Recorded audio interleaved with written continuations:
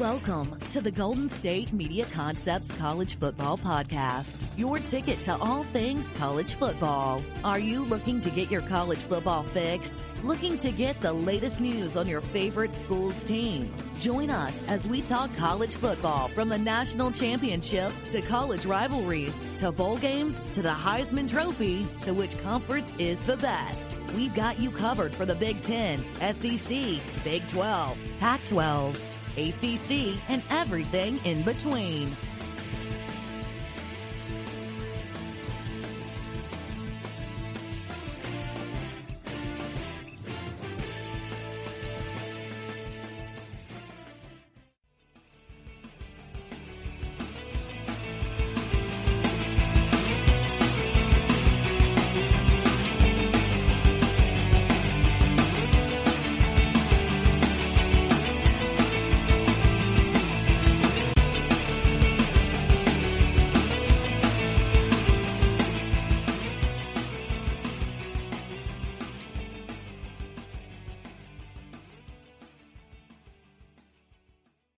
What is up, everybody, and welcome back to the GSMC College Football Podcast, brought to you by the GSMC Podcast Network.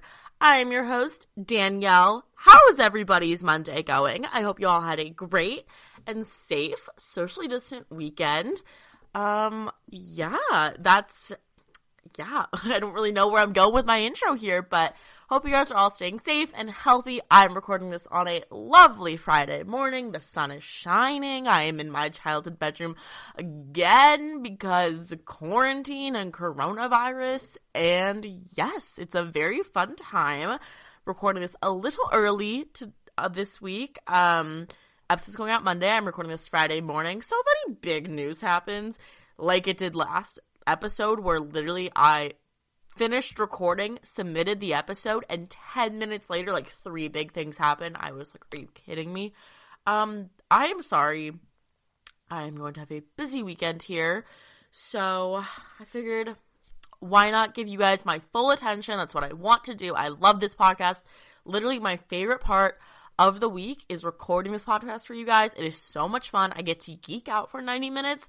And you guys get to listen along with me. And it's great. I feel like we're all friends here. We're all pals. We're just hanging out. So, yes, I hope you guys are having a safe and healthy Monday morning. Hope you're driving to your commute. I guess you're not really driving because most people are still working from home, I think.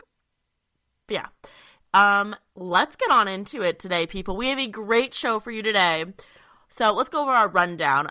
More coronavirus updates. The ACC released their schedule, which was one of the big things that literally happened 10 minutes after I stopped recording. Was a little mad about that, so half my stuff from last episode feels outdated. We got schedule releasings, more COVID things, opt-outs are beginning. We'll get into that. And then, like I said last episode, we are going to continue with the Heisman preview I have. So I have 2 more people we're previewing today. I was going to do 3. But I got a little nerdy and geeked out a little on my research here, so we're going to save the last guy for Monday, or for Thursday's next episode. And then we're going to kick off some season previews. The season is underway. It's August when you're listening to this.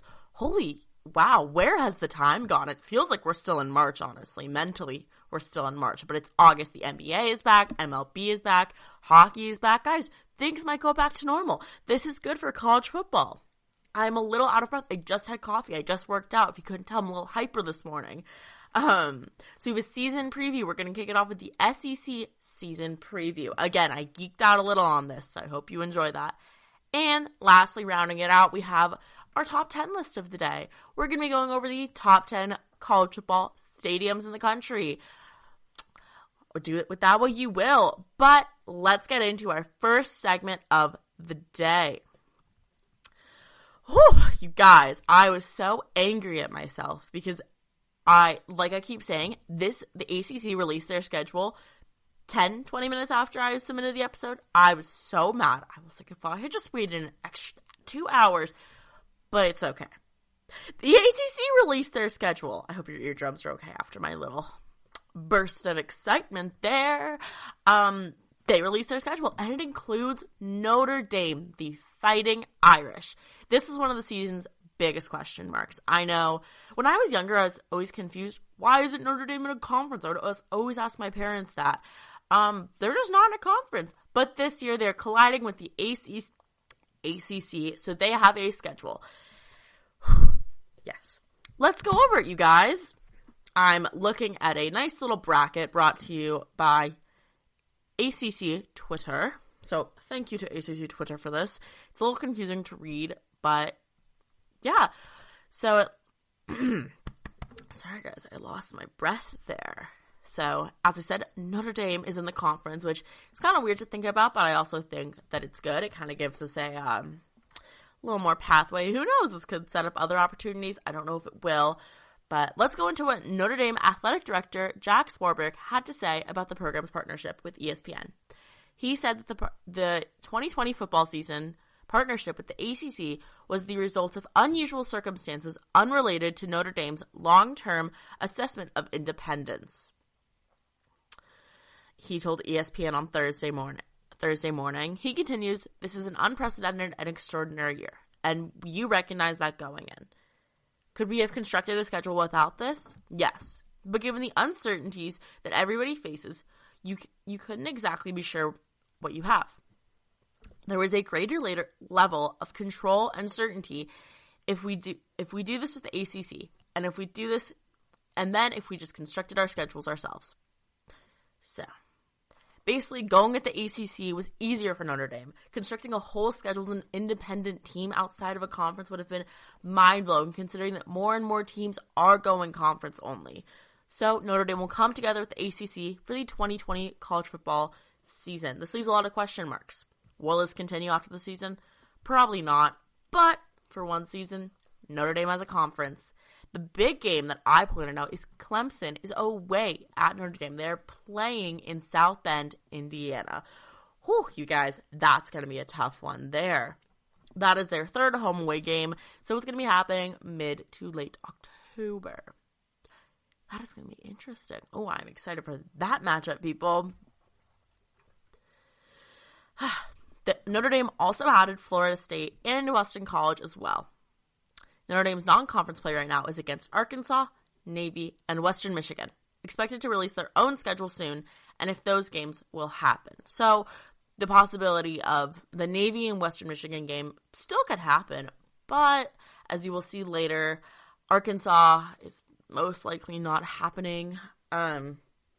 Yes. So they will release their own schedule, and gosh, this is weird to think about. I mean, like, Notre Dame in a conference, I don't know. It's just always so interesting when I think of college football. It's like, all right, the 5 conferences, the Pac-12, Big 10, Big 12, SEC, ACC, and then Notre Dame. It's like this own little thing. And like I said, when I was younger, I just could not understand why Notre Dame didn't have its own conference. But I guess they do.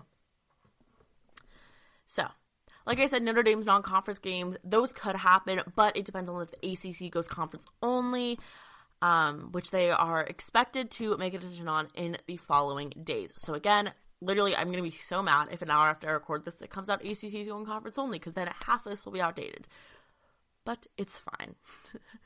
So let's look at some other notable changes, people. There are big changes ahead in college football. I want to say that last episode talked about how Alabama and USC was canceled. This was on the assumption that since the Pac-12 was going conference only, it would be canceled. But it has officially been canceled, so maybe I broke some news. I did not break any news, you guys. I'm not a newsbreaker. I'm not Adam Schefter here. Don't come at me with your hot takes. I mean, slide in my Twitter DMs if you know anything cool and you want to tell me. I'll probably tell my mom or something and you guys. But yeah, I didn't break any news there. We assumed this was going to happen because of the Pac-12 conference only play decision. But still, it sucks. I mean, I was really looking forward to that matchup. I remember, so here's a little anecdote about me. My sophomore year of high school, I was dating someone and they were obsessed with USC. They wanted to go to USC so badly. They wanted to transfer there. And I remember them geeking out about the Alabama USC game 2-3 years ago, before this was even set in stone to I mean, it was set in stone, but way before it was going to happen. And so it does suck. I mean, this is a marquee matchup that we were all looking forward to. Alabama's defense and the rise of Nick Saban after a tumultuous last season. When I say tumultuous, they didn't make the college football playoffs. They still went to a bowl game, obviously. And USC is on the rise. Like I said last episode, they have a chance to be a dark horse contender for the Pac-12. So it does suck, I think. I mean, that's kind of the motto with coronavirus. I was at dinner last night and someone was like, this is the year of delaying things. And that's honestly really true. Everything is delayed. As you will see here, the season is going to start later probably. It sucks, but I guess we have to deal with it. And if this is any indication that we want a virus, we want a virus. The Big Ten, football schedule will be released next week with 3 to 5 open dates scheduled in that allows for potential virus outbreaks. So what does that mean? It means that, let's look what happened at Michigan State. 2 people on their staff got it and a player, and the whole team had to quarantine for 14 days. Well, if you're quarantined for 14 days, then you can't play for 2 weeks, and then you need practice time.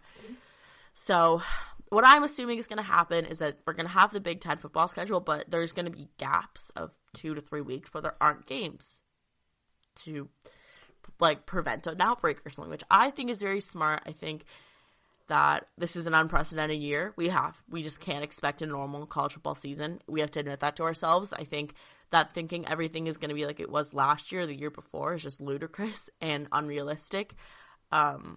Even in March, saying that, well, probably only have 8 to 10 college football games per season for a team. It sounded ludicrous to say, but that's just what it is. We all want to play college football. We all want college football to happen, though. As Ed Orgeron said Wednesday to a reporter, you can call us at midnight, we'll play in a pasture. Which, wouldn't that be entertaining? See Ed Orgeron at 1 a.m. on a Wednesday with his team in a pasture in Louisiana. That'd be a fun show. Yeah. We all want it to happen, but it just sucks, honestly. There's no other way around it. I think that I'm so nervous. I'm clenching my fist or biting my nails over college football not happening. I need it to happen. I don't know what I'll do with my Saturdays if it doesn't happen. And this podcast, where will we go? We're going to figure out something though. Don't worry, you guys. We're not going anywhere. But we need college football. However, college football is now a 10-point underdog to actually happen, given the outbreak in the MLB. But basketball returned last night, and that was entertaining. They used the virtual fans. Maybe the college football could do that. It actually was pretty entertaining to watch, I'm not going to lie. LeBron's buzzer beater at the end. Whew. I missed sports, you guys.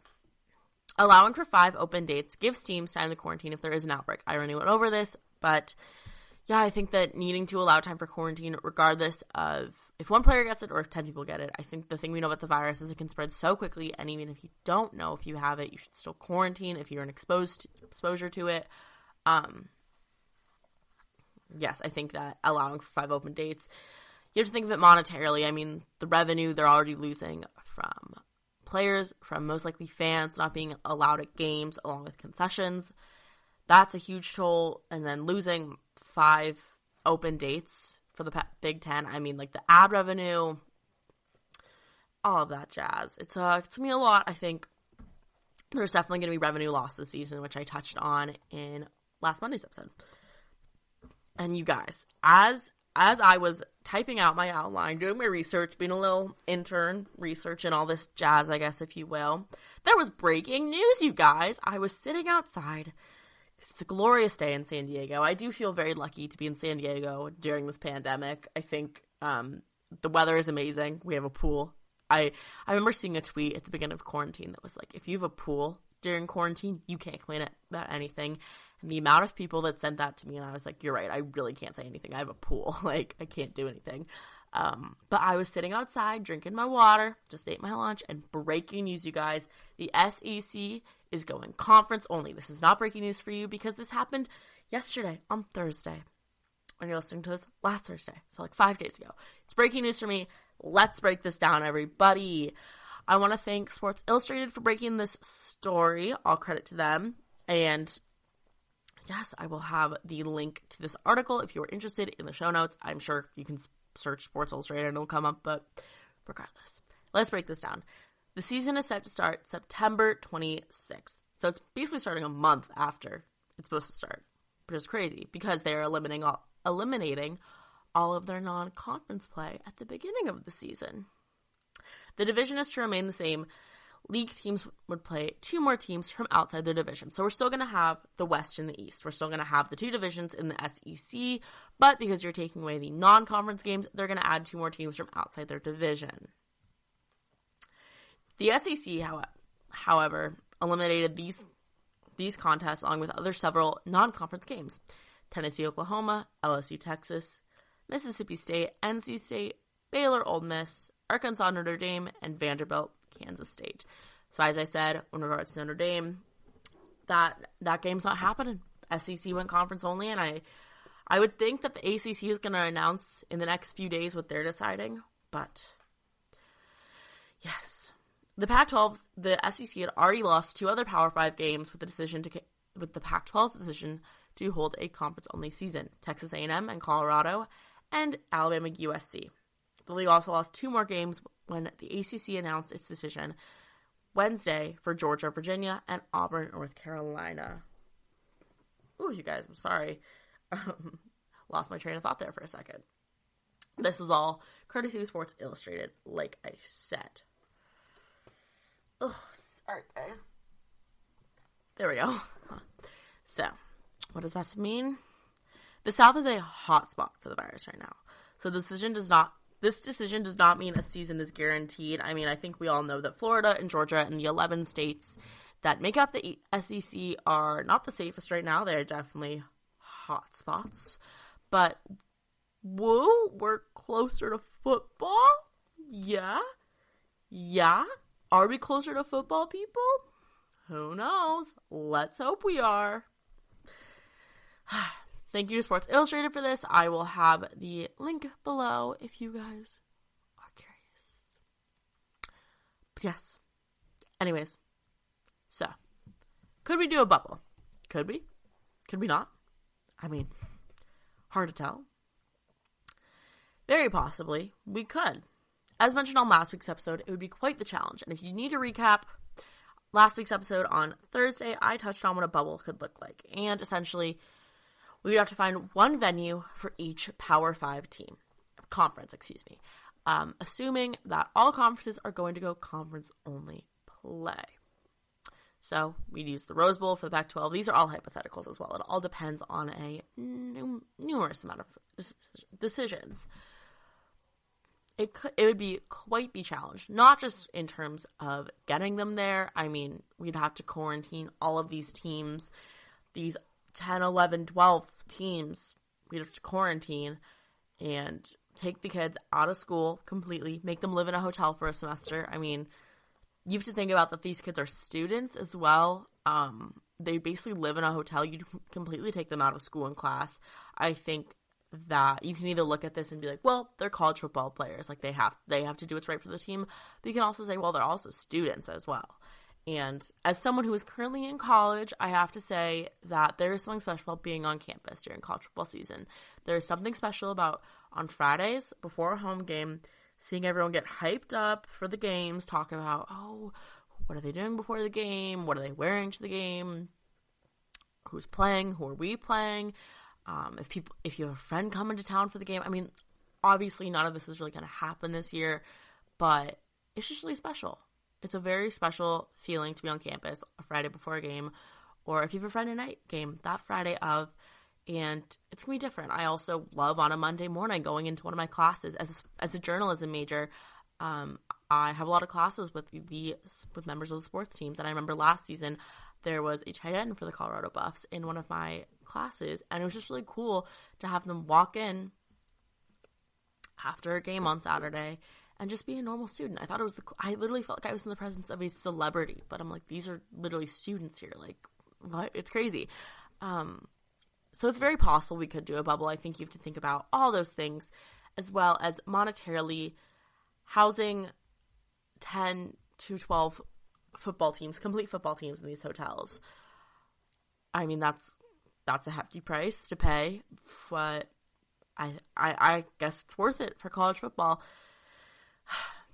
It would be a challenge, definitely. I mean, I keep saying that, but it's possible. It's definitely not out of the question. I think that if the NBA is very successful with their bubble strategy, then we definitely could do it. We definitely could make it work. But, yes, it would be price they pay to play college football if they live in a hotel. Hefty price, costs for schools. I mean, they're already losing revenue from ticket sales and concessions, which I mentioned. But the ad revenue and TV rates lost, is that greater than all of the money lost from ticket sales, concessions, etc.? I'm not completely sure, in all honesty. But, yeah. Pulling kids out of school can kind of suck. But I guess it's what we have to do for college football nowadays, right? Right? Okay. Let's briefly recap what I mentioned. ACC. Notre Dame. That's crazy, you guys. That's weird. Who knew that was going to happen? I think unusual circumstances, as Notre Dame athletic director Jack Swarbrick said. That is an understatement, in all honesty. I think unusual circumstances is putting this whole season and all these decisions lightly. They will not do division play this season because of Notre Dame edition. Yes. So there will not be no East and West for the ACC. It's all going to be one ACC. How will that work for the ACC championship? 2 best teams. Simple as that. Yeah. Oh, yeah. Also, Notre Dame added Florida State, which is going to be a good game. Gosh. Growing up, I'm sorry to all you Florida State Seminoles out there, my parents refused to let me apply to Florida State or consider it.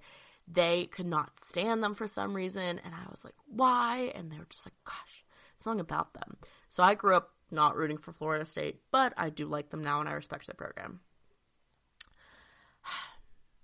Big changes ahead, people. And then as I just touched on, not briefly, the SEC is going conference only, which we assumed was going to happen. I also think that given the state of the South right now and given the hot spots that are there, this is the best decision for them personally. Traveling in general, I mean, will these teams travel by bus or plane? I would assume they're still going to travel by plane. I mean, some of these universities have private jets, I'm pretty sure. But also traveling by bus, could that be safer? But going from Mississippi to Georgia, like, how long of a bus ride is that? Just complicated. They are still going to do division play, though, which is pretty cool, I guess. Yes. So, guys, what do we think? SEC, conference only, Notre Dame, a part of the ACC. Big changes ahead, everybody. And coming up on our next segment, we are going to go over 2 more Heisman contenders. If you remember who it is, if you're a Big 12 fan, you are going to be very excited. I mean, I would get excited personally, but yeah. All that and more on the GSMC College Football Podcast.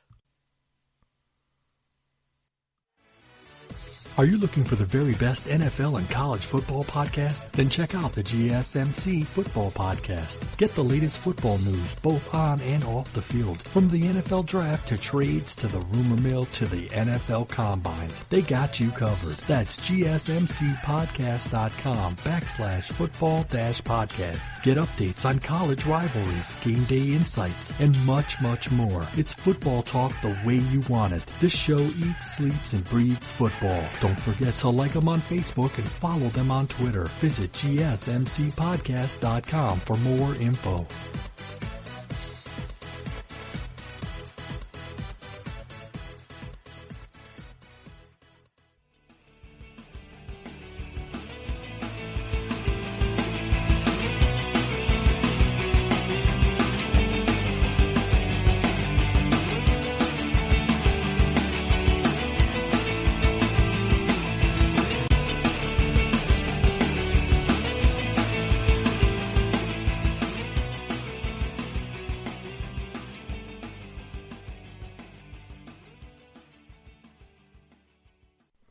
What is up, you guys? I hope you enjoyed that little commercial break there. Got a sip of water and paused it, used the bathroom, whatever you did during the commercial break.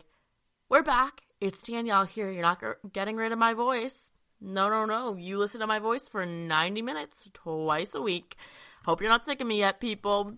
And today, we just touched on Notre Dame, the SEC going conference only. Big things happening in college football, guys. We're getting closer to a season. Every day is one day closer to the season starting. And now, we're going to go over Heisman contenders. Pew, pew, pew, pew, pew, pew, pew, pew, pew. I'm doing, like, imaginary confetti, like, at a concert when, like One Direction or something. I don't know why I'm thinking of One Direction. I haven't seen them in concert in, like, 9 years. When, like, the end of a concert, they shoot confetti out, and it's super messy. I always think about, also, like, the labor that goes into clean that up. I always feel so bad for the people. I'm like, gosh, that must stink. But without further ado, you guys, let's get into some Heisman contenders.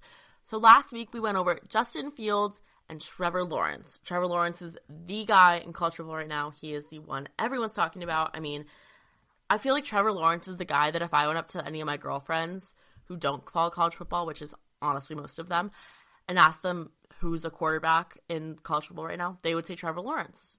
I really can't think of any other quarterback they could name besides Trevor Lawrence. I mean, he's everywhere. He also just got engaged, so congratulations to him. And we also went over Justin Fields. Yes. That was a fun one to research. 2 dual threat quarterbacks, 2 high-level potential first-round draft picks. And today we are going over 2 more quarterbacks. Very exciting things, everybody. So if you're a fan of the Big 12, if you're a Sooners fan or a Longhorn fan, this one is for you. Let's get on into it, people. Also, I have a random question for you guys, I guess, before we get on into this. Do you hold affinity to any schools you applied to when you were applying for college? Because I don't know if you can tell, but I often mention, I applied to college there. I put so much weight into the college process. And looking back, I don't know why. But I always look at schools that I applied to or considering, and I was like, what would it be like if I went there? And I almost applied to Texas, would not have gotten in. I already know that for a fact. That is a hard school to get into. And I did not apply to Oklahoma. But I was just thinking, what would it be like if I went there? I don't know why. I just think about that. Is that weird? Maybe it's like a grass is green on the other side thing. Who knows? But, sorry guys, I lost my breath there for a second. Let's readjust. Okay, let's kick it off with Spencer Rattler. Spencer Rattler from Oklahoma, the Oklahoma Sooners. Boomer Sooner, you know the drill. You might recognize him from the Netflix series QB1 Beyond the Lights, which I didn't know he was on there. I watched that show years ago, and I loved it, but I completely forgot he was on there. If I remember correctly, he got kicked off and was not allowed to play that season, so there was some behind-the-scenes drama with him. But yes, he's a dual threat quarterback for the Oklahoma Sooners. He is a redshirt freshman. There's not a lot of college film on him, I guess you could say. There's a lot of high school film, which I geeked out on his high school film. I mean, if anyone here has watched Friday Night Lights, which I assume a majority of people have, I feel like this is an older demographic or even a younger demographic. Friday Night Lights, you guys, I just want to say, if you have not watched Friday Night Lights, what are you doing with your life? I mean, truly, that is, sorry, side note here, we'll get into Spencer Rattler in a second. Friday Night Lights is the best football show of all time. All-American has nothing against Friday Night Lights. It is so good. So well done. Also, Kyle Chandler is amazing. I mean, any movie Kyle Chandler's in, any show, I will watch. If you guys have seen Manchester by the Sea, which is a very sad movie that I do not recommend watching unless you are trying to cry your eyes out. I remember I was on a plane with my mom, and we both watched it because I knew Kyle Chandler was in it, and I didn't know how sad that movie was. And I left the movie being like, that was an amazing movie because of Kyle Chandler. And there's 10 minutes in it. He's so good. If you have not watched Friday Night Lights, you need to. That was my little TV tangent for the day. If you can't tell, I'm kind of a TV and movie nerd. That's something about me, I guess, if you want to know. I digress. Let's get on to Spencer Rattler. I could talk about Friday Night Lights for literally hours. I mean, it's a passion point of mine. Tim Riggins. I love Matt Saracen, too. People are like, Matt Saracen's not that great. Matt Saracen's underrated, people. And Jason Street, I'm geeking out now about Friday Night Lights, a show that ended, 10 years ago? Who knows when it ended? Spencer Rattler. Redshirt's freshman. There's not much film on him when it comes to college, but his high school film was very fun to watch for me, guys. I geeked out a little, made myself a nice cup of coffee. I I sat down on the deck with my doggo, and I said, let's watch some high school tape today. Because when you're doing a 90-minute solo podcast, you need a lot of film and preparation for it. And I enjoy watching film. I think it's something that I used to always be like, oh, film, like, oh, I have to watch film today. No, I enjoyed watching Spencer Rattler's film. He was a 5-star recruit out of high school. He had limited playtime because of Jalen Hurts transferring last season, and Jalen Hurts kind of took over the time, so one could assume he was going to compete for the starting job when he got to Oklahoma, but then Jalen Hurts transferred, and the rest is history, obviously. Yes, so limited playing time, and he was a 5-star recruit out of high school, which, I don't know why, guys. I'm going to sound so, never mind. I can't say it. Never mind. From watching his high school tape, it's clear he has a good arm. A lot of arm strength here for this guy. I forgot, how tall is Spencer Rattler? Gosh, my recent Google searches are so funny to me. He is 6 foot, you guys. He went to Pinnacle High School in Arizona, if I'm not mistaken correctly. Phoenix, Arizona. Okay, I'm correct there. Go me. Yeah, so he's a 5-star high recruit out of Pinnacle High School in Phoenix, Arizona. Good arm. Being a dual threat quarterback behind Lincoln Riley is a must. Lincoln Riley's offensive scheme thrives with dual-threat quarterbacks like Kyler Murray, Jalen Hurts, Baker Mayfield. I mean, his proven success rate with quarterbacks is off the charts. Obviously, the quarterbacks are very successful on their own, and they are very talented, but Lincoln Riley knows what he is doing there, people. He's shifty, and he's quick on his feet. So, I think that's the most important thing when it comes to a dual-threat quarterback, because technically everyone could be a dual-threat quarterback if they tried. I mean, that's like a technicality there. That's not true at all. Because you just have to be able to run and stuff. But if you're not quick, I mean, technically Tom Brady could be a dual threat quarterback if he tried. But don't try that, Tom Brady. Also, isn't it weird to see Tom Brady in a Buccaneers uniform? I digress. Being a dual threat quarterback is a must. You have to be shifty on your feet, and you have to be quick. He has great footwork. It is clear that guy has spent time doing footwork drills, which, as someone who does a lot of them for tennis, I can relate to. Really good sidestep, really good at the line communication with his team. He's shifty and quick on his feet, and given Oklahoma's schedule, he has a very good chance to succeed. I mean, Oklahoma, let's go over their schedule. They play Army on September 26th, Baylor on October 3rd, Texas on October 10th, Iowa State on October 17th, Oklahoma State on October 27th, TCU on Halloween, the 31st, West Virginia on November 7th, Kansas State on November 14th, Kansas on November 21st, and Texas Tech on November 28th. Their Tennessee game, as previously mentioned, after the SEC is going conference only, excuse me, guys, has been canceled. It's very sad. Vols, also, if you like country music and you're a Tennessee fan, there's a song called I'm a Vol for Life. It's a great song. As someone who's not even a Tennessee fan, I'm obsessed with that song. I digress. Once again, where is this podcast going today? So let's look at who is around Spencer Rattler. He's going to be a little thin at receiver, with C.D. Lamb going in the first round to the Dallas Cowboys. He's gone to the NFL. Jaden Hazelwood is slated to replace him.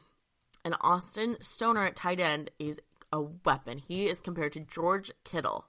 And as a dual-threat quarterback, I mean, having weapons is very important. We need a shifty wide receiver who can get to the ball quickly. And we need a tight end who can block but also catch passes, which is very important because Lincoln Riley is an offense-first team. I mean, we all know that Lincoln Riley thrives in offense. Defense is getting a little better, but offense. It is also good, excuse me. He has good offensive weapons, and it helps that he redshirted and has time to learn under Hurts. I think that's a huge thing we often underrate, is having time to learn from someone, especially like Hurts, who was starting at Alabama until Tua Tagovailoa came along. I mean, I remember hearing about Tua for the first time and was like, damn, that guy seems cool. Look at him now. Yeah, Hurts was literally starting until Tua came along and would probably have stayed starting if Tua was not there. So it helps that he was redshirted and he had time to learn under Hurts. And his big matchups are against Baylor, Oklahoma State, and Texas. So, what does this mean for his Heisman chances? He has a pretty good chance. I think that he's going to be a newcomer, and there are people that consider Trevor Lawrence, this is his third year starting, Justin Fields, his second year starting, and also there's not much game tape on him from college. We only have high school, and so we definitely have to consider that and take that into effect. But Spencer Rattler, I would definitely keep my eye out for him when it comes to Heisman races. He has a very big chance to shine. Now, let's get on to our next Big 12 quarterback, Sam Ehlinger. I believe that's how you pronounce his name. If you cannot tell, pronouncing last names is not my thing, and I want to send out a massive apology and memo to all last names that I will pronounce on this podcast for the next few years, or however long I'm doing this podcast. Let's hope it's a few years. Sam Ehlinger from UT Austin, Longhorns. Woo! Side note about Ehlinger, my friend, one of my dear friends, Caitlin, goes to UT Austin, and she had a class with Ehlinger and said he could not be nicer and he's a sweetheart, which we love to hear. I always like knowing that my star quarterback is a nice person as well. I think that's kind of important. So, Sam Ehlinger, he was a 4-star recruit out of high school, and he broke records at his high school previously set by Nick Foles and Drew Brees. Recruited to the Longhorns in 2015, joined the team in 2017. So, been around for a minute. Can you think about that? Also committing to a college like your sophomore year of high school? Crazy to me. In his sophomore season, he led the Longhorns to a 10-4 season and their first Big 12 conference game since 2004, as well as a Sugar Bowl win. That's crazy. I'm going to read you guys off his stats from his junior year of college. I just realized. Okay, sorry guys. He had a completion percentage of 65.2%. He threw for 3,663 yards. He had a passer rating of 151.8. Yeah. Sorry, guys. I'm reading his stats and I completely cut off the line of, like, where everything is. So I'm like, is that touchdowns? Is that interceptions? Excuse me. Hold on, you guys. I'm so sorry to do this. Okay. I cut that off, and now I'm realizing it does not look that great. Okay.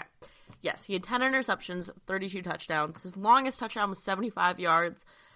He had 454 passing attempts, 296 completions. ESPN, do not give me an ad right now. Yeah, there you go about Sam Ehlinger. Accurate passer, great on his feet. You already know the drill when it comes to a dual threat quarterback. Seen as the best QB in the Big 12 and one of the best QBs in the nation. I think Texas's rise from not being a laughingstock per se, because the history of the Texas Longhorns and Mac Brown is so notable and so documented. I mean, when I think of college football, I think of USC, Alabama, Texas. I mean, this is like the powerhouses.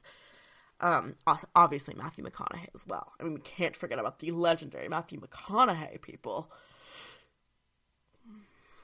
So he's seen as the best QB in the Big 12 and one of the best in the nation. Analysts have compared him to Trevor Lawrence, which should be interesting. I think Ehlinger has probably the best chance beside Lawrence at the Heisman, just based off the fact that this will be his second season as a full-time starter. He played some when he was a freshman as well. Let's go over his strengths now, people. His strengths are his run game. He totaled for 3 rushing touchdowns in the Sugar Bowl, despite only having 168 yards. He's one of the rushing leaders for the team last year as well, which is kind of crazy to me. Yes, he's great on his feet, quick on the ground, knows what he's doing with the ball. He's good at the line, gets the ball out quickly as well. However, he's something he needs to improve on, which Tom Herman, head coach of the Texas Longhorns, went over. He needs to improve his hands and mechanics. According to Herman, he has a tendency to overthrow the ball. So, overthrowing the ball, I'm like imitating throwing a football right now. I don't know why. But yeah, he has the tendency to overthrow a ball, which will lead to interceptions, incomplete passes, the whole shebang. Which is why he often opts for his feet because of that, because he's more comfortable on the ground. We know this. It's very clear.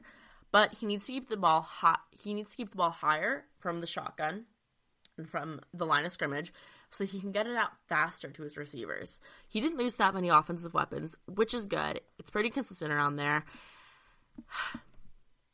So yeah, we have Ehlinger. Do we think Ehlinger has a chance? I think Ehlinger has a very good chance. I would put Ehlinger second in line behind Trevor Lawrence when it comes to Heisman favorites. But who knows? Who knows how the season will shake out? But yeah, there you have it, you guys. Who do you think is going to be one of the Heisman contenders? Who do we think it's going to be, everybody? Excuse me, I lost my train of thought there. Let's recap, though, because we love recapping, don't we here? Oh, I also forgot to go over Texas's schedule. Wow, I'm so sorry. Let's go over Texas's schedule. So, on September 5th, they're playing South Florida. It says they're playing LSU here, but that's obviously been canceled. So, September 19th, they're playing UTEP, which is University of Texas, El Paso. Excuse me. I'm so sorry. On October 3rd, so the bye week, they're playing Kansas State. October 10th, they're playing Oklahoma, the Red River rivalry game. On October 17th, they're playing West Virginia. On October 24th, they're playing Texas Tech. On October 31st, so Halloween, they're playing Baylor. On November 7th, they're playing Kansas. And on November 14th, they're playing TCU. On November 21st, they're playing Iowa State. And on November 27th, they're playing Oklahoma State. So I see their hardest matchups being Oklahoma, West Virginia, and Baylor. As I said last week, Baylor had a great season last year, had a lot of luck, but that could continue. Oklahoma's always their toughest game, always a hard-fought battle down to the wire. I mean, Oklahoma and Texas is one of the biggest rivalries in college football. There's no doubt about that in my mind. And then we have West Virginia. West Virginia just always a wild card to me. You never know what's going to happen there. So, yeah. What do we think, guys? What do we think? How do you feel about my Heisman opinions? Am I wrong? Am I right? I mean, give me your honest opinion. I would love to hear what you guys think. So, just to recap, we have Spencer Rattler and Sam Ehlinger. I believe that's how you pronounce his name. Rattler is a dual-threat quarterback for the Oklahoma Sooners, and he's a redshirt freshman. This is going to be his first year starting. I mean, it's not guaranteed he's going to start, but he's believed to win up the starting job.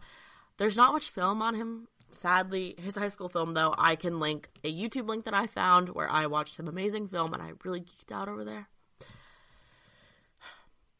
And he is going to be a little thin at receiver. Some of his receivers are also injured, slated to miss about 5 or 6 games as well. But we have Austin Stonger, tight end, who has been compared to George Kittle. He had time to run to Hurts, and I always liked Hurts. I believe Hurts was a good mentor for him as well. And then you have Sam Ehlinger, who broke records. I mean, when you go to high school when you went to the same high school as Super Bowl winning quarterbacks, Nick Foles and Drew Brees, I think it's hard not to want to break records, obviously. 4-star career out of high school. This is going to be his second full year starting, led the Longhorns to a 10-4 season and a Big 12 conference game last year, as well as a Sugar Bowl win, which is pretty impressive. He's seen as the best QB in the Big 12, there's no doubt about that. I think that Rattler's inexperience and lack of game film is putting Ehlinger ahead of him for now, just because of that. But who knows? He does need to improve his mechanics, throwing the ball higher. He has good footwork, but can always get better. He sometimes gets stuck in his feet as well. It looks like he's in mud a little. Sometimes blitz defenses do scare him as well, which I saw on some tape. And yes, his running game, though, is superb. Ran for 3 touchdowns at the Sugar Bowl. One of the rushing leaders on his team. I think that there's no denying that he is a good rushing leader. He's a good rusher. And yeah, saying as they're both in the Big 12, their biggest game is going to be the Texas-Oklahoma game in early October. That's going to be a battle for the Heisman at that point. That's really going to distinguish who can win the Heisman out of the Big 12, which one of the two of them will do it. So with all of that being said, you guys, next week we are going to preview Travis Etienne, the Clemson running back, as our final little segment on the Heisman, and we'll do a brief recap of all of that. So stay tuned for Thursday's episode, because that's going to be a fun one. We get to running backs here. I feel like I've talked so much about quarterbacks on this podcast. I'm like, oh, let's break out into a different division or a different position player. But yeah, stay tuned, you guys, because coming up, we're going to start with our season preview. I know you guys are excited. I'm excited. The SEC is a fun conference to preview. When I think of football, I do think of the SEC. I don't know what it is about me, But anyways, stay tuned for that, and I'll be back. Tired of searching the vast jungle of podcasts? Now listen close and hear this out. There's a podcast network that covers just about everything that you've been searching. Hey! The Golden State Media Concepts Podcast Network is here. Nothing less than a podcast bliss with endless hours of podcast coverage. From news, sports, music, fashion, cooking, entertainment, fantasy, football, and so much more. So stop lurking around and go straight out to the Golden State Media Concepts Podcast Network. Guaranteed to fill that podcast itch. Whatever it may be. Visit us at www.gsmcpodcast.com. Follow us on Facebook and Twitter, and download us on iTunes, SoundCloud, and Google Play.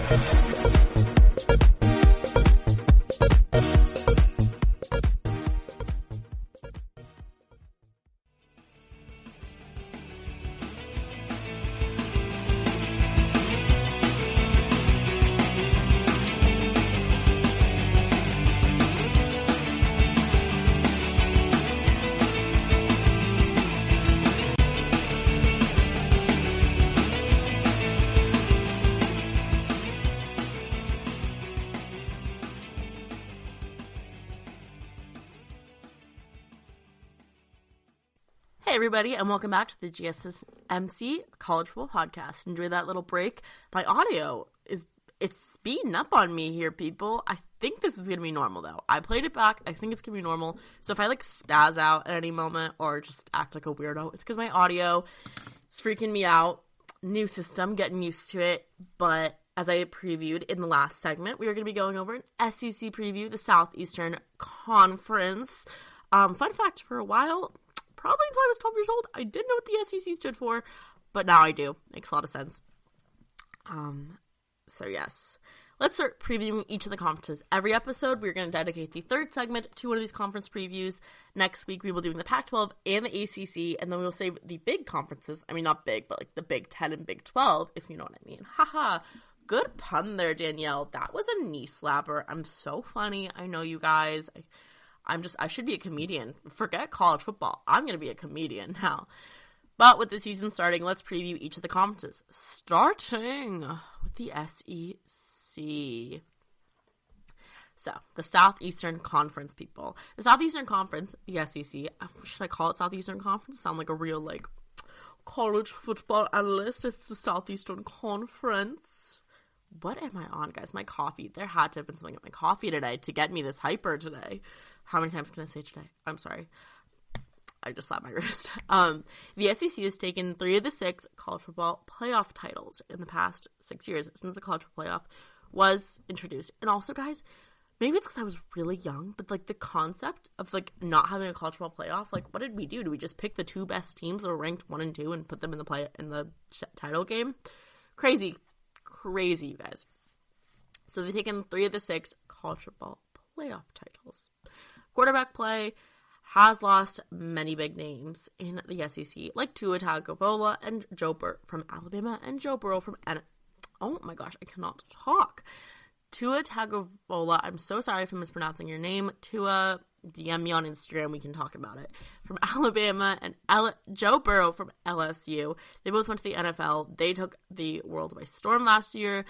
Joe Burrow won the Heisman, obviously, definitely the most exciting player in college football. Without a doubt, he was a surprise to everyone, including me, and even you diehard college football fans. He was projected as if I'm not mistaken correctly, a 6th-round draft pick before the season started, and then he went number 1 overall. So that's kind of crazy. And Tua obviously had a share of injuries in the previous season, but last season came to play, Heisman finalist. You know how it be. I'm pretty sure.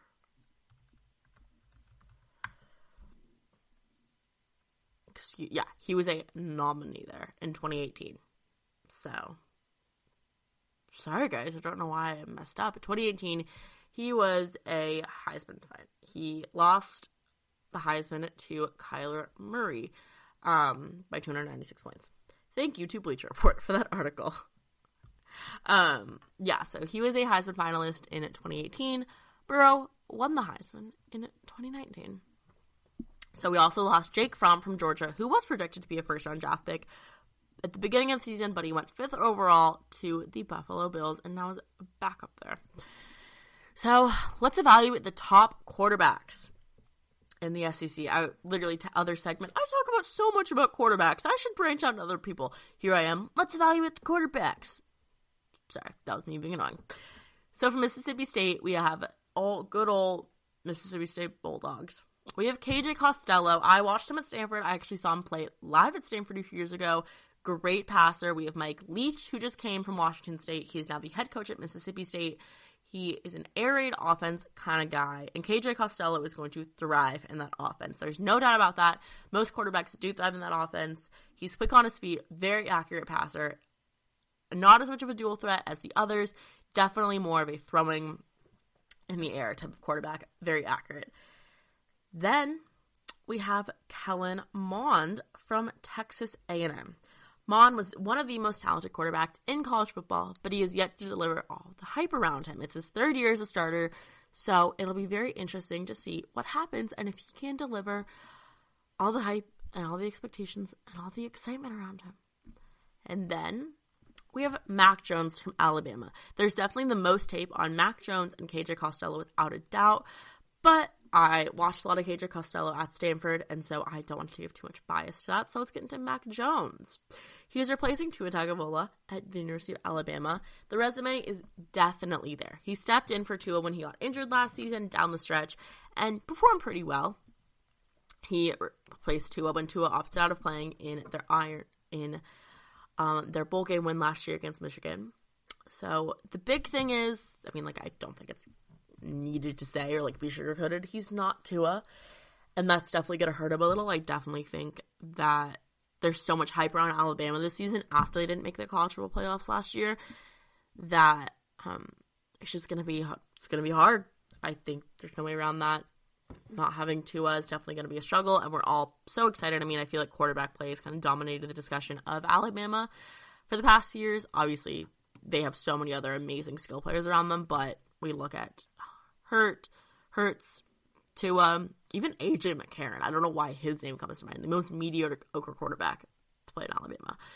But, yeah. He's not Tua. That's the big thing. Can he live up to the hype, to the Tua hype we all talk about? Feels like Alabama's whole image the past few years has been the QB play, as I said. Mac Jones had 2 interceptions against Auburn, in the Iron Bowl, but he had his best game of his career against Michigan in their bowl game win. Excuse me, guys. I need more coffee. He threw for 1,503 yards, 14 touchdowns, and 3 interceptions. Very accurate passer. He has skill weapons around him, obviously. Alabama is loaded with talent on all sides. So those are kind of the 3 highlight quarterbacks to look out for. KJ Costello of Michigan State, Kellen Mond of Texas A&M, which I'm very curious about because Kevin Sumlin... Oh my gosh. Sorry, guys, I lost my train of thought. Not Kevin Sumlin. That was embarrassing. He's the coach at the University of Arizona. Sorry, guys, I had a brain fart there. Jimbo Fisher. This is his 3rd year. His second year. His second year. This is his 3rd year, you guys. Brain fart there. Years, not my thing. This is going to be Kellen Mond's 3rd year as a starter. Jimbo Fisher's 3rd year as the head coach. What can Jimbo Fisher prove? Is he on the hot seat? He signed that huge deal in 2017. But it'll be very interesting to see. So now that we've gone over some QB play, let's take a look at the other side of the ball. As we all know, defense wins championships, right, people? Hey, guys. So sorry my microphone died. So if the audio sounds different or anything, my microphone died. I'm sorry about that. But let's get back to some QB play. Let's look at the other side of the ball here.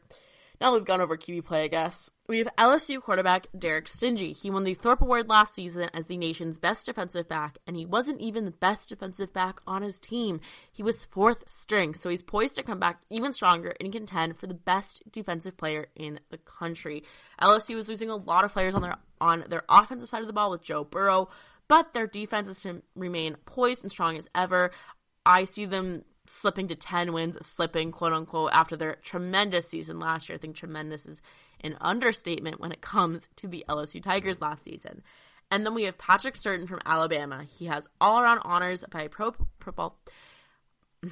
He had all-American honors by Pro Football Focus last season. He has 2 interceptions, 42 tackles with 3 forced fumbles last season, and he is expected to continue that streak into his junior season.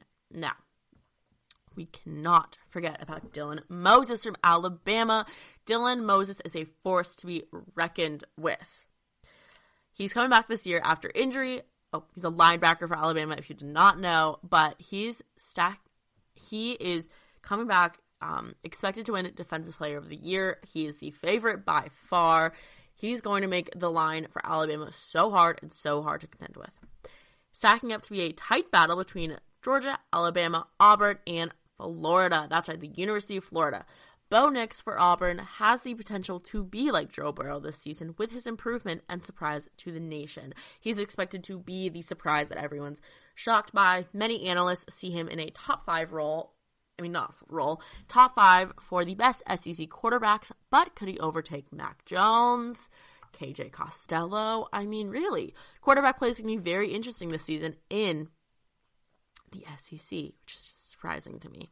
I also want to say condolences to Auburn. I mean, not Auburn. Condolences to Missouri and Vanderbilt, who, sorry, you guys, it's not going to be your year. I'm sorry. I think Mizzou is going to they're going to start out strong, but they're going to fall in the second season. And Vanderbilt, they're going to have another 3-10 season. I think it's just going to happen like that. I'm sorry. So condolences to you and all you fans out there who I'm not mentioning. But yes. Our surprise teams this season, we have Mississippi State and the University of Florida, the Gators. One of my Orange Theory coaches, if anyone knows what Orange Theory is, highly recommend. She was a diver at the University of Florida, and so I really grew to learn a lot about Florida tradition from her when I was taking her classes. But Mississippi State, let's talk about them. Mike Leach and KJ Costello. We already went over that at the top of the segment, but I think it's worth noting that new system, new quarterback, new decade, new era, I guess. Mike Leach is a proven quarterback coach, and I just see it, you guys. I don't know. There's just a gut feeling in me. I think their offense is going to be improved. I'm not saying that they're going to be Alabama. I'm not saying they're going to win the whole SEC and make the playoffs. I'm not saying that at all. I think that we're going to be surprised by Mississippi State, and there's a lot of excitement there. And let's go over University of Florida. Since Dan Mullins arrived in Florida, he's bridged the gap between Georgia and the rest of the SEC. And there's a chance for them to upend and take over Georgia's throne that they've held the past few years. If you didn't know, Georgia and Florida are huge rivals. And I think that Florida, with Kyle Trask, their quarterback, he performed well against top 10 talent last year. There's no question about that. He's a proven quarterback. He knows what he is doing. And Dan Mullins, I mean, their teams just get better and better. I think that they have a chance to contend in the SEC championship game. I think that it's Alabama and Florida in the SEC championship game. I know. I've been saying Georgia all this time, but maybe I'll go back on my word. Yes. Florida definitely has a chance there. They're definitely a surprise team. Nothing is a given in college football, though, as we say. So, let's go over some overall predictions for the SEC. I know you guys are all super invested in my overall predictions. So, for the West, we have Alabama. The University of Alabama, Roll Tide. They are going to dominate the West this year. Let's look at their opponents really quickly. I should have pulled this up beforehand. You guys, I'm sorry. I'm sorry, guys. I see domination coming. They're playing 10 games. 9 games. Excuse me. So they have Georgia, Mississippi, Ole Miss, Arkansas, Mississippi State, Tennessee, LSU, Texas A&M, and Auburn. LSU is going to be a tough one. Texas A&M could be a tough one. They've always been a tough match for them in the past decade or so. They've really shown that Texas A&M can sometimes live up to the hype and sometimes provide an upset, but we will see. Auburn, the Iron Bowl, is going to be a tough game. That is not an easy side by any means, but I see the battle coming down to Auburn and Alabama for the SEC West, and then at the very end, Alabama takes it away. For the East, we have Florida. University of Florida, I know. But the loss of Georgia quarterback Jake Fromm brings the uncertainty there. Their offense was lackluster at best last year, and so it's slated to improve with the new quarterback, but who knows? JT Daniels is going to be new there in the system. Will he be able to bring Georgia back to their offensive reign? They're obviously a defensive team, but only time will tell. And Kyle Trask, Florida, as I mentioned, he performed well against top 10 talent, and so I think it'll be very interesting to see how this plays out for them. They're definitely going to be contending. It's not going to be an easy battle for the SEC. The SEC is never an easy battle to be won by any means. But I think that it's really interesting to see, and I'm very excited to watch it happen this season. If college football happens, who the heck knows? Let's hope it happens, people. Excuse me. So let's recap. I love recapping. Recapping is great. I geeked out a little if you couldn't tell while researching this and going over this, so excuse me. But as we mentioned, the SEC has lost some of their big quarterback talent. I think that when you look at other conferences, like the ACC and the Pac-12, you can look at their quarterback talent more, but SEC definitely lost some QB talent. Last year was such a QB-heavy draft as well. It'll be really interesting this year to see who shines, who falls, etc. The quarterback play has lost big names, like I said, but we have KJ Costello coming in as a grad transfer from Stanford University. The Trees, go Cardinal. Kellen Mond from Texas A&M. What was that? Kellen Mond from Texas A&M. One of the most talented QBs, but can he live to the hype? And Mac Jones. He's replacing Tua. All the hype is around him. Can he do it? Can he be the successor to Tua? We will see. I think he has a pretty good chance. I think under Nick Saban, he's a great transfer success, people. And now that we went over some of the non-quarterback play, we went over some of the quarterback play, let's review the defense. The defense. I said that's so fancy. Some players to look out for. We have LSU quarterback Derek Stingley. He won the Thorpe Award last season as the nation's best defensive back. Wasn't even the best D-back on his team. We also have Dylan Moses, I hope that's how I pronounce his last name, from Alabama, who's come back this year from injury, linebacker, going to have a strong line there. It is going to be a defensive battle. The SEC is not always known for their offense, and last season was very exceptional with Tua and Joe Burrow, but this season it's going to be in the trenches. It's going to be a defensive battle to win the SEC title, and it's going to come down to Alabama and Florida. What do you think, people? Do you think I'm right? Do you think I'm wrong? Who knows here? So, there you have it. That is my SEC preview of the start of all college football previews. Coming up for our top 10 segment here, I'm going to go over the top 10 college football stadiums to visit in the country. Yes.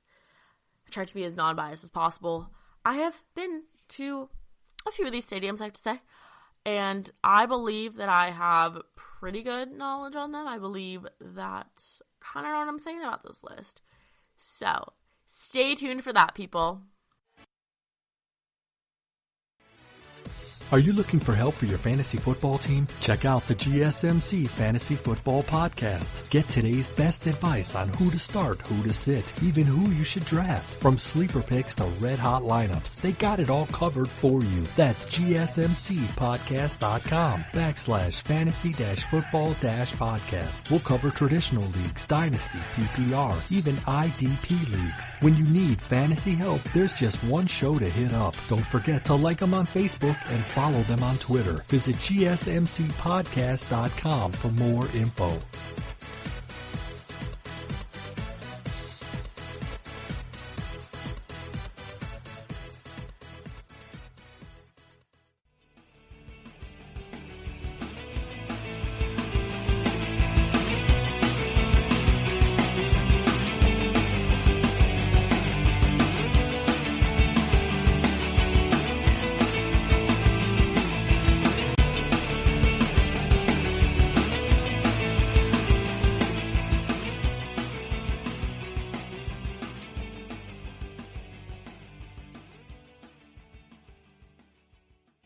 And we are back, people. Did you enjoy that little break from my voice? I know you did.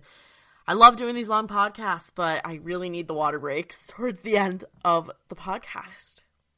So, we went over non-conference play, conference play. We went over SEC preview, Heisman preview with 2 more people. We went over all the analytical jumbo mumbo that you guys love about this podcast and that I love about this podcast, that I love researching and being an adult about and being a good podcaster.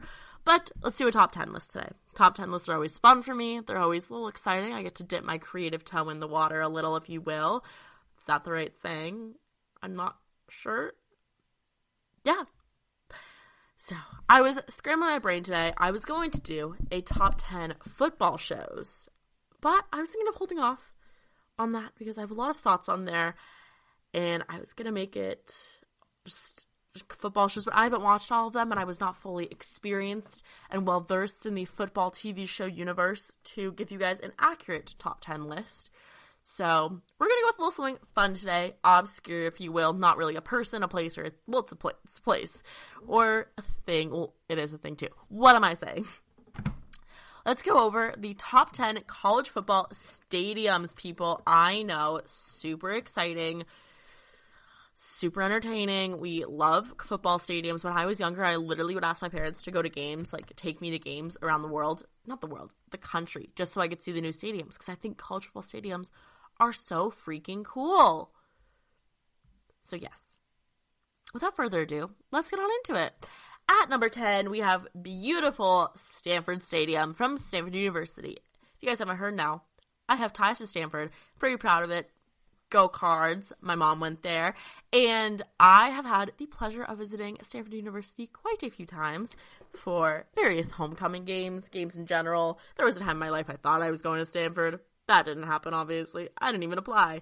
But the stadium, you guys, is absolutely beautiful. I wish I could, insert pictures into the podcast about how beautiful the stadium is, especially at nighttime. I love night games at Stanford University Stadium. It's gorgeous. The views of Palo Alto and Northern California, just amazing. I have so many memories there as a kid. When I was 9 years old, I went up to San Francisco. Just my mom, my dad, and I. My sister didn't come. And just going to the Stanford football game, getting a little t-shirt, getting a picture with the tree. Such a cool stadium. Great food as well, if you remember my food rankings.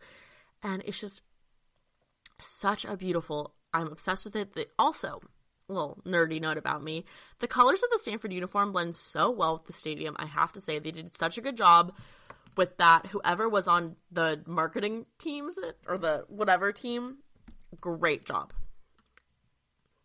So, do you think I'm correct on that? I don't think there's too much bias there. I did ask a few people who are not related to Stanford at all if this was too much bias, and they agreed that it's a gorgeous stadium. I also want to say I don't have Folsom Field from the Colorado Buffaloes on my list. I know it would be top 15 for sure, but I can't be biased here. Not everyone here cares about Colorado football, and that's fine. Number 9. I don't know why I just started singing, you guys. I'm so weird. I really hope that if you're sticking around this long in the podcast, you already know that I'm a weirdo, that I love college football, and that I'm a weirdo. Number 9, we have Bryant-Denny Stadium from the University of Alabama. Roll Tide, go Tide, go. Is that a thing? I don't think that's a thing at all. This stadium is absolutely gorgeous. It is legendary. Oh, I also want to say that I will be evaluating these stadiums also based on weather. Because as we all know, as you might know about me, which I don't think anyone does, I've never mentioned this, I'm a huge weather person. 2 things in life that really determine my decision on if I go somewhere is the weather. Is it going to be too hot or too cold? It needs to be a good temperature. And also parking. Parking stresses me out to no end. Maybe it's because I can't parallel park, and that's something that's a fault of mine. 5 years I've had my license for 5 years and I can't parallel park. That's a me thing. But if I don't know the parking situation, if there's not a huge parking lot that I can swing around and whip my car around in to find the perfect spot, I don't know if I want to go. Driving downtown always scares me. I'm sorry. But anyways, we have Bear Bryant Stadium from the University of Alabama. Great parking, I've heard here. So props to Alabama for that. The Bear Bryant legacy, if you don't know who Bear Bryant is, he is one of the legendary coaches from the University of Alabama from the early 60s. He's a legend in college football. The stadium is named after him, partially. Beautiful views. I think that I'm gonna pull up a picture. So use me momentarily. Yeah, absolutely gorgeous views. It's a beautifully built stadium as well. The exterior, gorgeous exteriors. Colors, great colors. The crimson side, just superb color scheme by the coloring director of Alabama. Very wide stadium, huge capacity it looks like from these pictures. So I have to say I've not been to most of these stadiums. I will mention the stadiums I have been to, but it is a gorgeous stadium. I mean, oftentimes when I think of college football, I think of CBS panning over Bryant-Denny Stadium as we get ready for a nice CBS Saturday afternoon 1 p.m. game. It seats over 100,000 people, making it one of the biggest college football stadiums in the country. So, roll tide, question mark. Yeah, I'll leave that up to you guys. Number 8, we have Jordan-Hare Stadium for Auburn University. Oh, excuse me, guys. My computer glitched out there and closed my document. Don't know why they did that. Jordan-Hare Stadium. When I think of beautiful stadiums, Jordan-Hare, War Eagle, absolutely stunning. I mean, the hedges, just iconic. The 10th largest stadium in the world. That's pretty neat. There's been some legendary games there. We also have to remember the Kick Six. I did evaluate these games partially based on their legendary status. And the Kick Six, where were you when that happened? I mean, that was the first moment I was like, wow, I love college football. And that made me be like, I want to go to a football school. Because being in the stands for that just seems so legendary, so breathtaking. Really just amazing.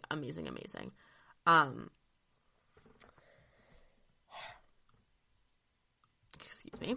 The Kick Six. Chris Davis, the 108-yard return. Where were you? I remember I was in my parents' living room. I was in 9th grade, I believe, of high school. My friend Paige Miller, one of my best friends in the entire world, was over. She's the only friend I have besides my friend Sophie that likes college football. We were sitting there watching. I remember I was so invested in Alabama. I was rooting for them so hard. And then it happened. I remember wanting to give up on the game. I was like, oh, they're just kicking like it's nothing. And then the Kick Six happened. My house literally went silent for like an hour straight. It was just crazy. I mean, really, the atmosphere was incredible. And the legendariness of Jordan-Hare after the Kick Six game lives on in my mind. That is why it is number 8 on my list, you guys. I cannot lie. I cannot deny. I love that stadium. I want to visit it so badly. I wish I could. Just legendary. Anyways, was that a nice rant about the Kick Six? I would love to hear where you guys were. That is what I consider one of the more legendary plays in college football. Probably a top 5 for me, in all honesty. I have to take into account that I'm a millennial. That I am just younger, I guess. But, you know, it'd be like that. So, number 7, we have Tiger Stadium, LSU. Death Valley. Dun, dun, dun. LSU's Tiger Stadium seats over 100,000, and it is the 6th largest stadium in the world. It is number 7 on my list because colors immaculate, but it's hot. Guys, it's in Louisiana, and in the fall, the early September games, it's hot there. I don't think I could do it, in all honesty. I really do not think I could survive those September games. So it's number 7 just based on that. But the pregame environment is crazy and legendary. I mean, you see it all the time on TV. The atmosphere, the Tigers running around, the fans, I mean, everything about it. LSU football is no joke to these fans. 6th largest stadium in the world. As I mentioned, that's crazy. Sorry, guys, I'm pulling up a picture. Uno momento. Is that Spanish? I think that was Spanish. I never took Spanish in high school. Yes. Ooh, that's beautiful. The way it was built, the escaping the right word, how it like pans. I'm doing a hand motion you cannot see right now. Like escaping out, it's massive too. Colors incredible, unlike anything else you'll ever see before. right on campus as well. Great walkability, which is just a plus for me. Huge thing when it comes to a football stadium. Is the walkability good? Is the parking good? Who knows? So, number 7 is Death Valley. Tiger Stadium. I always called it Death Valley. I didn't know it had an actual name. Is that bad? I always thought it was Tiger Stadium till probably 5 years ago. Number 6, we have Beaver Stadium from Penn State. Penn State, we are Penn State. Is it Penn State University? University of Penn State? Guys, I'm sorry. We are Penn State. Ba-ba. I always remember that from the Ohio State game last year. Penn State, number 6. The Whiteouts, the legendary Whiteouts. I mean, I think if we're doing, this is a ranking of the best college football stadiums, we also have to consider the fan base that goes into these stadiums and all the history there. Joe Paterno, obviously. And just a gorgeous stadium. I mean, you're in Pennsylvania. Maybe it's my East Coast bias here. I love Pennsylvania personally. It's a great state. Yeah, it seats over 170. No, not 170. 107,000 fans. I'm sorry, math is not my thing today. It is the 4th largest stadium in the world, guys. That's crazy to me. Absolutely crazy. It's legendary to think about. And it is seen as one of the toughest stadiums to play a road game in. The fan atmosphere is crazy. Penn State's fans are no joke. They come for those games hard. And it is seen as one of the best student sections in the country, which is very important when it comes to evaluating a game and the opponent and all that jazz. And it is number 6 on my list because it gets cold. You guys, I've seen people's breaths on TV. It gets cold there. And I think I prefer being cold over being hot because you can always put more layers on when you get hot. You can only take so many layers off, and definitely gets cold there. So it is not higher on my list, but it's pretty damn close. It's pretty close. Number 5, we have the Big House. The Big House. What is that? It is Michigan Stadium, everybody. We have University of Michigan Big House. The Big House is that what it's called? Stadium. I'm pretty sure that's what it's called. This place is legendary. I mean, this place is massive. Oh my gosh, you guys. Looking at pictures right now, I mean, the stadium that they can fit. Oh my gosh. They fill every single seat. It's crazy. I have been to the stadium before. I toured the University of Michigan back my junior year of high school, back when I thought I could get in all honesty. A beautiful, beautiful stadium. I mean, the surrounding areas, the trees, the Midwest beauty that it has, gorgeous. I'm obsessed with it. I love it. It is number 5 on my list because of the weather. Like I mentioned previously, weather is a huge thing for me, and if it is cold, I don't want anything to do with it. But if it's hot, I don't want anything to do with it even more. But Michigan gets very cold, so it's number 5 just because it gets cold halfway through the year. But it seats over 109,000 people, largest college venue in the world. It is also used for some NHL Classics. If you don't know what those are outdoor hockey games that they play during the NHL season. It holds the NCAA single game attendance record as well, which is pretty dang cool. Set in 2012, it's for 112,252 people in attendance, which is kind of crazy. The Big Chill outdoor hockey game in 2010 set a record for hockey attendance for NCAA hockey attendance between Michigan and Michigan State. The Big Chill was a rematch of the Cold War outdoor game in 2001. Big House is legendary. It hosts a plethora of tournaments, graduations as well. I mean, most stadiums do host graduations, but you know what I mean.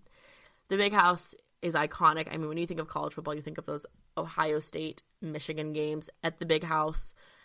And yeah, it is number 5 on my list. It could be higher if the weather was just like a tad bit better towards the end of the year, but I mean, you can't control Mother Nature, right? Number 4. We're getting down to the wire, you guys. Ben Hill Griffin Stadium from the University of Florida. A lot of University of Florida talk on here today, people. I kind of like it. I have never been to this stadium. Very sad to say. It is often referred to as the Swamp, if you will. Gainesville, Florida. Colors, not the best. Will not lie. The orange and blue, not my favorite look. I'm just someone that doesn't like the color orange. I'm so sorry to all you Florida Gator fans out there. I'm truly not meaning to offend you in any which way, but not my favorite look. Great weather, you guys. I mean, yes, does it get humid? Absolutely. It gets humid in Florida all the time. Really close to campus. Walking distance is superb. If you are a student there, it is not hard to get to one bit. Beautiful colors. Okay, the colors are nice. I'm looking at a giant picture of the crowd. The colors are nice when it's like everyone there, but like the orange is just not doing it for me personally. My sister's favorite color is orange, so don't say I'm an orange hater, because I do like orange, but it's not my favorite. It is Gator country. It is a gorgeous stadium. The history there. It is the swamp. It is also voted, besides Penn State, as being the hardest stadium for opponents to play at. Since the 90s, the Gators have won 90% of their home games there, which is crazy to think about. So it's not higher, though, because of Florida's weather implications, hurricane season, the humidity, but it has one of the top home field advantages in the country, which slates it very high on my list here. Number 3, we have Memorial Stadium from Berkeley. I have been to the stadium. This was another school I thought I could get into in high school, and I didn't even apply because I was not going to get in. I just did not want to put myself through the UC applications, which if you know about the UC applications, they are not fun. But we have Memorial Stadium from Berkeley. They have views of the Golden Gate Bridge and views of the San Francisco Bay, which is just gorgeous, stunning in every which way. I'm obsessed with it. The stadium is very easy to get to if you're a student. Very good parking, very accessible, which we love. As I said, weather is always great. It's never too hot, never too cold. From all the times I've been there, I have friends that go to Berkeley. They say the same thing. It does rain there, so you have to take that into account, but really great weather. I mean, superb stadium, in my opinion. Would be higher, but I think the history of Berkeley football is not as high on the list as, say, Florida or Penn State, so we have to take that into account, but absolutely superb. So, great colors as well. The gold and blue really works well for the stadium colors. Good on the eye, too. I mean, you're looking at that on the TV, and you're like, ooh, that looks good, versus, like, Florida. I'm so sorry to the Gators. Like, I'm so sorry. I almost applied to your school. Just the orange and the blue don't do it for me, in my opinion. I'm sorry. But there's also a great student section. One of my best friends is actually the president of the student section in, like, the band area. So, shout out Megan. Really great student section, really great. Alumni network, always a fun game to go to. I really always, this is, like, a weird thing about me. I love seeing, like, all the older folks or, like, the older alumni that go to every single game. I think it's so cute. In every Berkeley game I've been to, there is a huge alumni network, huge support system from alumni and previous people there. So that is a plus. I'm so sorry. My mic was moving around, people. Can you still hear me? I hope you can still hear me. Can you? Cool. Why am I whispering? Memorial Stadium, University of Berkeley, UC Berkeley, number 3. Number 2, you guys, who do we think our last 2 are going to be? This was tough for me. I knew who my number 1 was going to be. And then as I was going through my number 2, I was like, should it be number 1? The history here is immaculate, but no, guys. I think if you know me, you know my number 1 is going to be. Number 2, we have the Coliseum for USC, University of Southern California. The Coliseum, historic. Olympics have been hosted here. The NFL, guys, my Fitbit is telling me I have to walk. It does not know I'm recording a podcast right now. Olympics have been hosted here. NFL Rams played here. The Los Angeles Rams. It's just immaculate. It's truly beautiful. I have been here before to a handful of games, and I feel very lucky to have done that. The history is just amazing. Great seating, really cool atmosphere. Weather, superb. The one thing I will say is if you don't live near campus, it is a little hard to get to, I won't lie. I remember having a lot of hassle to get to the stadium from the one time I've been there. But I did enjoy my time there. Great food, really great visibility as well, really easy to get into. Great student section, lively fans. A good time all around. I literally have no complaints about the Coliseum. Traffic to get to LA if you're from San Diego sucks. It's not fun. I don't recommend it. And number 1. Number uno. We have the Rose Bowl. The Rose Bowl. Whew, I think you guys knew that was coming. The Rose Bowl for UCLA. It is iconic. When you think of college football, I think of the Rose Bowl. I say that all the time. when you think of college football, I think of this, but like I think of the Rose Bowl. Smell the roses, New Year's Day. I mean, gorgeous stadium, superb weather, great colors, you guys. Rose Bowl is my favorite bowl game. It's probably my favorite game played every single year. Gorgeous stadium. How many times can I say that? Always great weather, beautiful views, pretty easy to get to, I have to say. I mean, obviously with college football stadiums, the parking is never going to be like parking at like the local supermarket or something. It's never that easy. But compared to others like the Coliseum, Coliseum parking is not a fun time, people. Easy to get to. I adored the Rose Bowl. It is gorgeous. There's also like the Rose Bowl flea market on Sundays, which is pretty cool if you're local. It's just legendary. It's just iconic. And I mean, the Rose Bowl had to be number one. It is a pinnacle of college football. So there you have it, guys. Oh, that was a little voice crack. There you have it, guys. Let's go over my top 10 college football stadiums in the country really quickly. Again, we have Stanford Stadium from Stanford University, Bryant-Denny Stadium from the University of Alabama, Jordan-Hare Stadium from Auburn, Tiger Stadium from LSU, Beaver Stadium from Penn State, the Big House from Michigan, Ben Hill Griffith Stadium from the University of Florida, Memorial Stadium from UC Berkeley, California, the Coliseum for USC, and number one, the Rose Bowl for UCLA and the Rose Bowl. Legendary, iconic, boom, there you have it. My list is the only list that matters, clearly, obviously, no other opinions in the world. JK, debate me on your opinions. I would love to hear. Did I leave out? I left out Wisconsin. That's a great stadium I've been to. I've been to Badger Stadium. Did I leave them off the list? What about Ohio State? What about Tennessee? I left all these. Army. Debate me, people. I would love to hear what you think. What did I miss on this list? I mean, truly, tell me. Because this is an opinion, and I believe it's correct, but it is an opinion, and my opinion might not always be right. So, did you guys enjoy today's show? I hope you enjoyed today's show, you guys. I had so much fun talking to you guys, listening to me ramble for 90 minutes about college football. I hope it's not too boring for you. I'm getting in the knack of this. This is my third episode I've done. Gets easier every time. I feel like I'm talking to some friends here. I'm just sitting at my childhood desk, literally looking at my high school diploma and like my college star and my college grad cap. Oh, I'm actually looking at like a California Berkeley little cheerleading bear, so go Bears. That's cute. Yeah, it just gets easier and easier. I was really scared at first, I'm not gonna lie. I don't know if you could tell in the first few episodes I was really nervous. Was breathing a lot, taking breaths. It's getting easier. I think that I'm really grateful for all your guys' support. College football has always been something I really wanted to talk about, and I've never really had a platform to do it. So I'm very grateful to the GSMC Podcast Network for giving me the opportunity here as a little intern. And yeah, I would love to hear from you guys on our social media, on our Twitter, on our Instagram, you name it.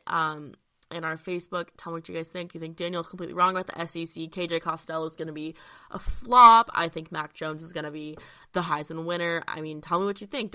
Am I wrong about Spencer Rattler? Am I wrong about Sam Ehlinger? Tell me that, you guys, because these are my opinions, and I want to hear from you guys. I want to debate these. I'm not a talking head. I'm not like a Stephen A. Smith, but I have my opinions, and I would love to hear from you guys. So, yeah, stay safe out there. Stay healthy. Have a good weekend. I guess have a good Monday or Tuesday, Wednesday, whenever you're listening to this. Have a great day. I really appreciate all of you guys tuning in and giving me the support I need so greatly. It's really surreal to me to always see this episode like come into my iTunes. I'm like, that's me. I did that. I did a thing. That's pretty cool. So yeah, my plans for the weekend, I'm going hiking on Sunday, which should be very fun. Tomorrow I am going on a hike. Very outdoorsy weekend for me. It's going to be a gorgeous weekend here in San Diego. I hope wherever you are, it's not too hot. If you are in the Northeast in like New York or something, I know it's very hot there right now. So just stay safe, everyone. Please just be safe, be healthy, be happy. And thank you for listening to the GSMC College Football Podcast, brought to you by the GSMC Podcast Network. I would like to ask that you please remember to subscribe to the show and write a nice review. That really helps us. Also, if you could please follow us on Facebook, Twitter, and Instagram, that would be amazing. Thank you, and have a good night. You've been listening to the Golden State Media Concepts College Football Podcast, part of the GSMC Podcast Network. You can find this show and others like it at www.gsmcpodcast.com. Download our podcasts on iTunes, Stitcher, SoundCloud, Google Play, or anywhere you find podcasts. Just type in GSMC to find all of our shows from the GSMC Podcast Network. From football to basketball, baseball to MMA, and even soccer. You can also follow us on Twitter and Facebook. Thank you, and we hope you have enjoyed today's episode of the Golden State Media Concepts College Football Podcast.